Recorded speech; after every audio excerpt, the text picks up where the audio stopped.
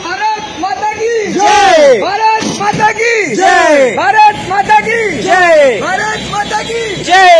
अभिक मंडल जिंदाबाद, जिंदाबाद जिंदाबाद, अभिक मंडल जिंदाबाद, जिंदाबाद जिंदाबाद, अभिक मंडल जिंदाबाद, जिंदाबाद जिंदाबाद। আমি বলতে চাই পুলিশকে, আপনাদের ঘরও তো মেয়েরা বড় হচ্ছে, আপনাদের ঘরও তো মেয়েরা বড় হচ্ছে। আপনারা একবার ভাবুন, আপনারা একবার আপনাদের ঘরে মেয়েরা সিবিআই করেনি, তথ্য লোপাট করেছেন আপনারা। পুলিশ তুমি চিন্তা করো।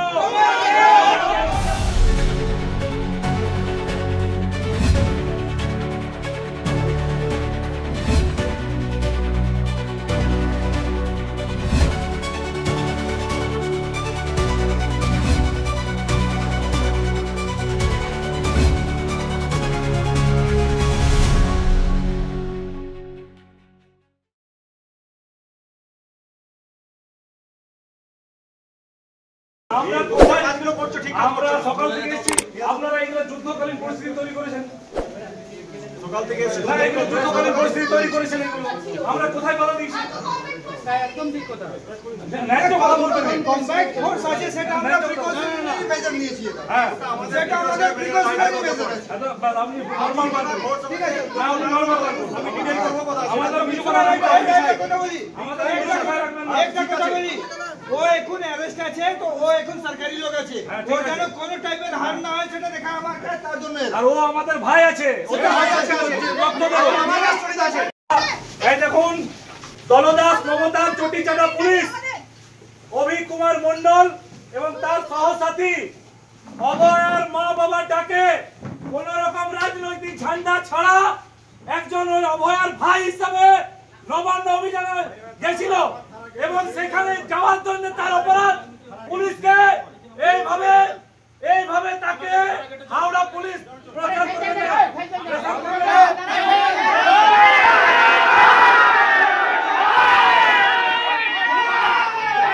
বর্তমান পশ্চিমবঙ্গের পুলিশের চরিত্র সাধারণ মানুষরা দেখাতে চাইছে যে একটা বোন যে নির্যাতিতা হয়েছে, তার জীবন গেছে আর্জি করে, তার জন্য রানীগঞ্জের ভাই অভিজ্ঞ ছিল। আমি বলতে চাই পুলিশকে, আপনাদের ঘরও তো মেয়েরা বড় হচ্ছে, আপনাদের ঘরও তো মেয়েরা বড় হচ্ছে। আপনারা একবার ভাবুন, আপনারা একবার আপনাদের ঘরে মেয়েরা সিবিআই করেনি, তথ্য লোপাট করেছেন আপনারা। পুলিশ তুমি চিন্তা করো,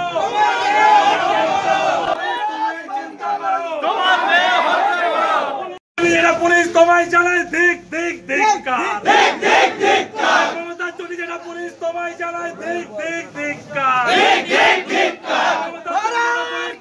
পুলিশ তুমি চিন্তা করো, তোমার মেয়ে হচ্ছে বড়। পুলিশ তুমি চিন্তা করো, তোমার মেয়ে হচ্ছে বড়।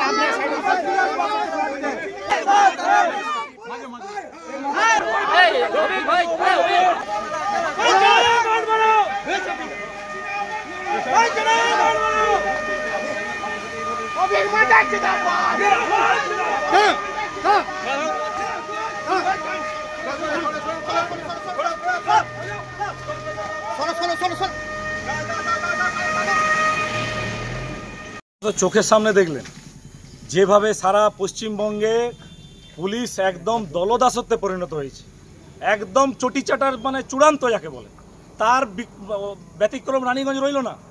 তারা মমতা ব্যানার্জি ছাত্র যুবদেরকেও ছাড়ছে না। অভিক কুমার মণ্ডল রানীগঞ্জের একজন যুব নেতা, তরতাজা যুব নেতা, সে অভয়ের বাবা মার ডাকে গেছিল ওইখানে। সে কোনো বিজেপির ঝান্ডা ধরে ওইখানে আন্দোলনে যায়নি, সে একজন অভয়ার ভাই নিজেকে মনে করে সেই আন্তরিকতার সঙ্গে সেখানে গিয়ে লড়াই করেছে। কিন্তু তারপরেও তৃণমূলের দলদাস পুলিশ তাদেরকে এখানে খুঁজে বার করে হাওড়া থেকে 250 কিলোমিটার দূরে এসে তাকে গ্রেপ্তার করছে।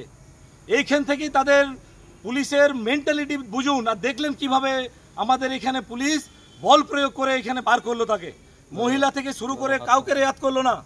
কিন্তু আমি পরিষ্কার ভাষায় বলতে চাই, মমতা ব্যানার্জি আপনি কান খুলে শুনে রাখুন, এক অভিক কুমারকে অ্যারেস্ট করলে আপনি পার পাবেন না। সারা বাংলা ছাত্র যুব এই ঘটনা দেখে উদ্বুদ্ধ হবে এবং আগামী দিনে তারা ওই অভয়ার বাবা মার সঙ্গে ওই অভয়ার ভাই হিসাবে শত শত অভিক গিয়ে ওই কলকাতার রাজপথ কাঁপাবে। আপনি অপেক্ষা করুন। ছাত্র যুবর আওয়াজ অতীতেও দমানো যায়নি, আজও দমানো যাবে না এবং ভবিষ্যতেও দমানো যাবে না। এবং এই ছাত্র যুবর আওয়াজই ছাত্র আন্দোলন ইতিহাসের পট পরিবর্তন করেছে। আর এই ছাত্র যুবর আওয়াজই মমতা ব্যানার্জির ওই নবান্নে কম্পন ধরিয়ে ওই 14 তলা থেকে ওই হীরক রানীকে নিচে নামিয়ে আনবে গণতান্ত্রিকভাবে। শুধু 6টা মাসের অপেক্ষা। পশ্চিমবঙ্গের মানুষকে বলবো, শুধু এই অরাজকতা আপনারা দেখুন আর আপনারা চিন্তা করুন আর বিচার করুন এর।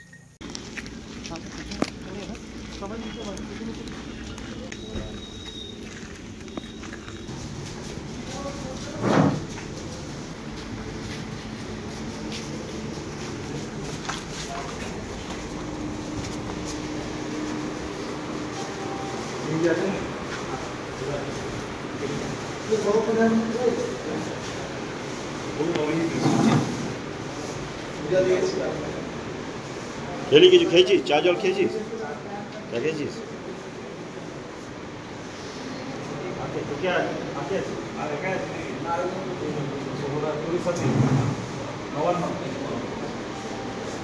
আসছে একটু কথা বলি।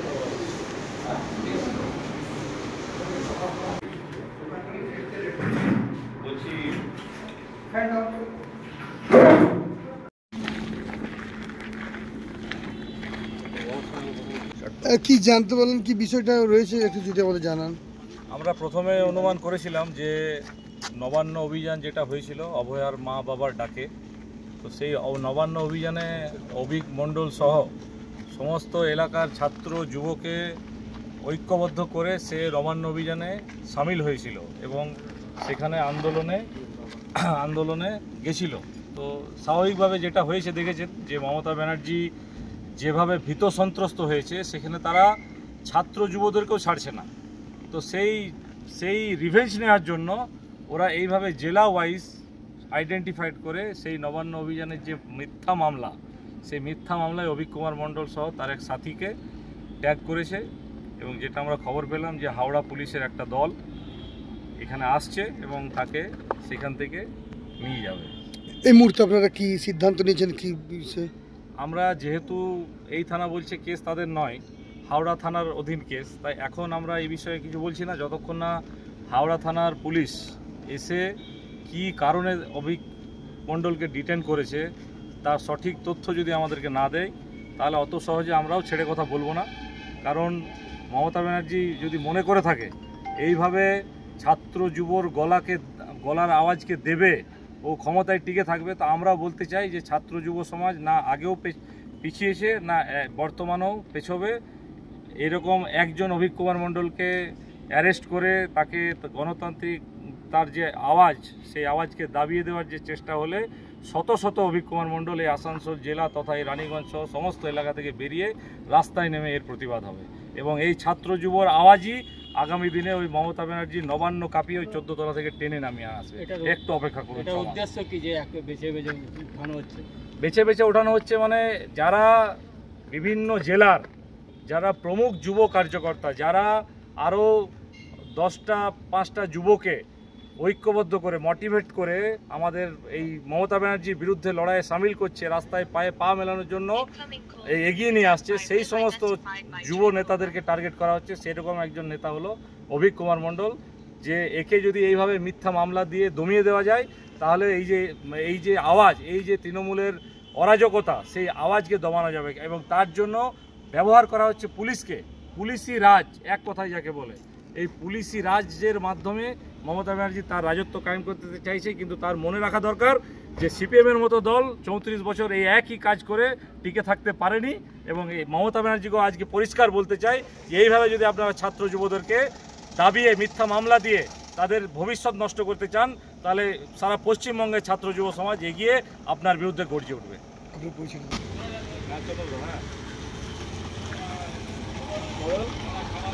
না আমি আইসি চেম্বারে ছিলাম না, আমি একটু